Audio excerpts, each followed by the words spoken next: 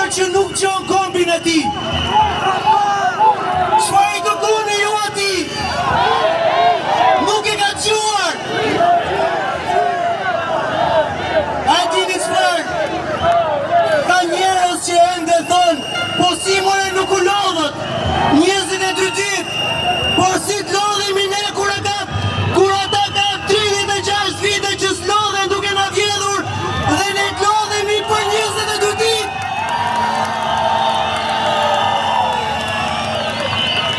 Ato lodhemi ne. Akoma më shkruaj një infermiere mjek në për spitale që gjendja është katastrofike. Në spitalin e Korçës nuk ka vigon. Në spitalin e Shkodrës ka qenë prishur skaneri, analizat nuk i bojnë spital. Në spitalin e Elbasanit ka mungesë medikamenteve për pacientët që vuajnë nga kanceri. Në spitalin onkologjik ka mungesa ilaçesh për ata që vuajnë nga kanceri. Tek pesa, tek neurologjia nuk bëhen trajtime për të shpëtuar jetën për ata që kanë goditje në kokë. Nuk ka ilaçe, nuk ka vigona, nuk ka pajisje. Për gratë të cilat vuajnë nga kanceri nuk ka pajisje për trajtuar këtë sëmundje të mallkuar. E këta çfarë bëjnë derdhe në luks? 10.000 euro në muaj paguajnë për të larë makinat, paguajnë verat më të shtrejta. Po shqiptarët çfarë bëjnë? Ku janë? Dhe shqiptarët kanë vendosur dalin shesh për veten e tyre, për familjet e tyre.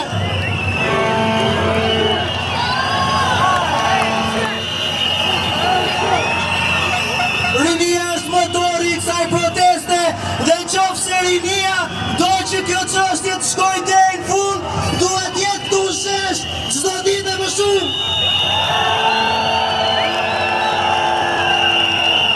Kjo betejë bëhet për rini për të ardhmen tonë. Diaspora është këtu.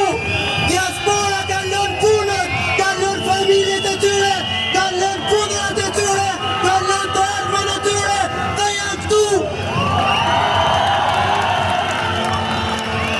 Duhet jemi të bashkuar, nuk ka përçarje, jeni për veten tuaj, për fëmijët tuaj, për të ardhmen tuaj.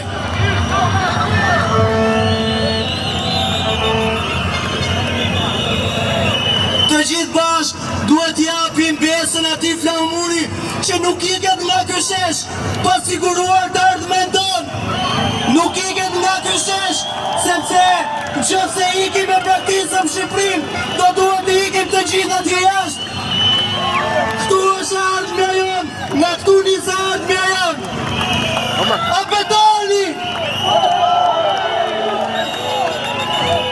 Për Shqipërinë tonë është ardhmja jonë, për fëmijët tanë, për shtëpitë tona, për nanën, për babajin, për gjyshrit, për gjithë ne. Zoti e bekoft Shqipërinë.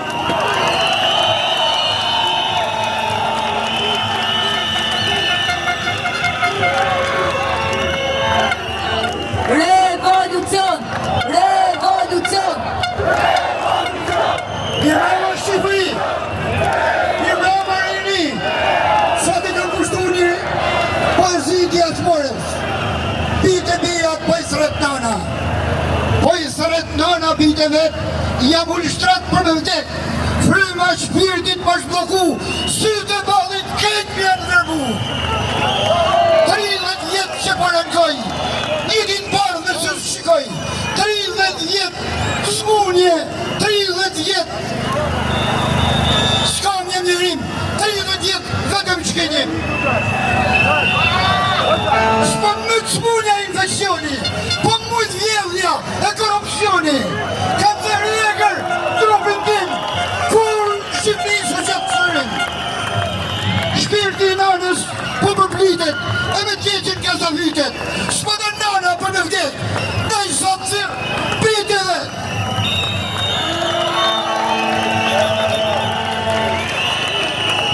Nana sot në qanë një kushtrim, vllazën motra për bashkim, si në kohën e Skënderbeu, për në i dalë sot e për.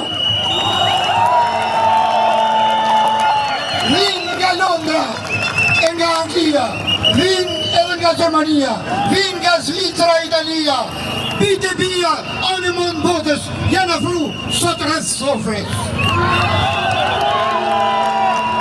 E janullë pranin e kësaj nëne, me hecpunjen sosiale, me hecpunjen për shtatit, me adhu pranat autokratit. Bravo! Bravo! Ju përshjesë shqiptarë.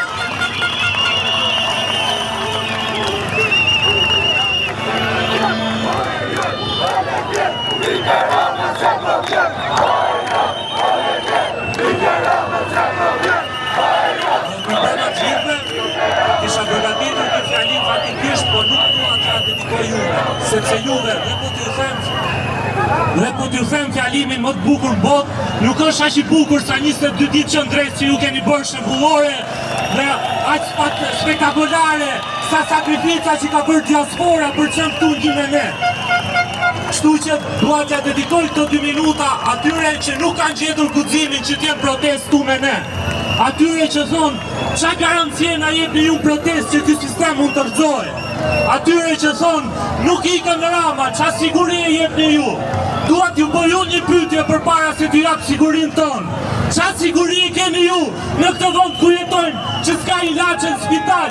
Qa sigurie keni ju në këtë vend ku policia ndershëm hidhe nga majat e pallateve? Ju kërkoj ndjes se kam shumë emocione, po nuk mund të rri qetë kur policia ndershëm vriten dhe korruptorit marrin poste drejtuese. Nuk mund të rri qetë kur kam varrot shokun 26 vjeç se këtu s'ka protokolle, s'ka spitale, dhe ta gjithë smundjen vetëm kur jemi i kam barë. Doni siguri ju, sa siguri e kishte Skënderbeu kur erdhi t'i bëj pallë turqe? Sa siguri e kishte Ismail Qemali kur vriti flamurin i rafon larmit? Sa siguri e kishte Adem Lasari kur i bëni pallë serbe dhe tha nuk vjen liria për qartë? Doni siguri ju, shifni si qëndrojmë, i bëjmë pallë stoik edhe kërcënimeve të bandave që ne i bëjmë kërcënime dhe gjak zëtësi. I bëjmë pallë dhe gjak socis me cilën si zbatojnë këto kërcënime. Qëndrojmë stoik se ne meritojmë i përfaqësi më të mirë. Ne do ta marrim i përfaqësi më të mirë. Bravo!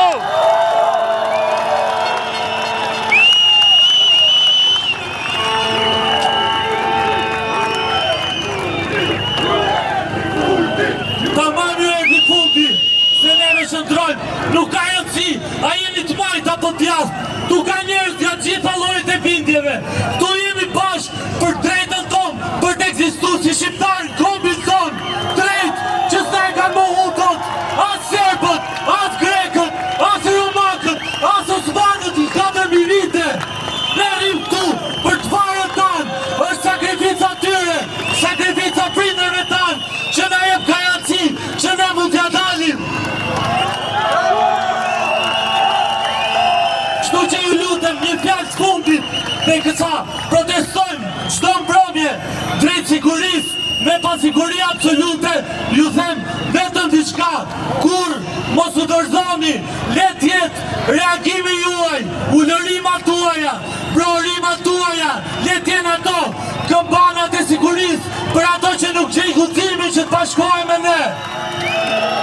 Që të gjithë bashkë, vetëm duke mposhtur frikën gjithë bashkë, mund të vdesi ky sistem që frika e ban gjallë. Një nga fjalime Më dhe i lirë, ose teke! Bravo, bravo! Një nga fjalime më të bukura, bravo çuna, bravo. Po gjithë skeptikët që thonë, hama? Jo, po serve ti jo,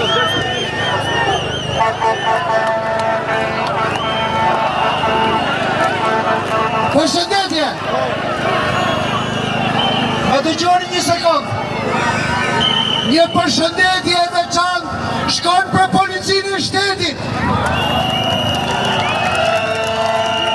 Ju siguroj që i kanë marrë masat në formën më të mirë të mundshme që të gjithë jemi të sigurt. Faleminderit policia ime! O popull i bukur, këtu ka lind një foshtje, quhet Shqipëria e Re.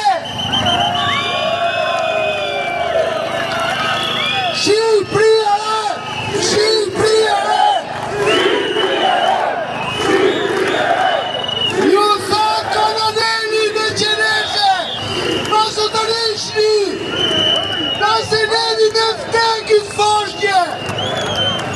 Me dëgjoni, në qoftë se ju do të rriqeni, marrni dhasën vesh, 35 vjetë mos u hajkoni ma! Mos u hajkoni ma! Prane burra! Burra pritet mos manqoni! Burra! Frontin mos manqoni! Burra! Mos manqoni frontin! Rrëm Shqipëria!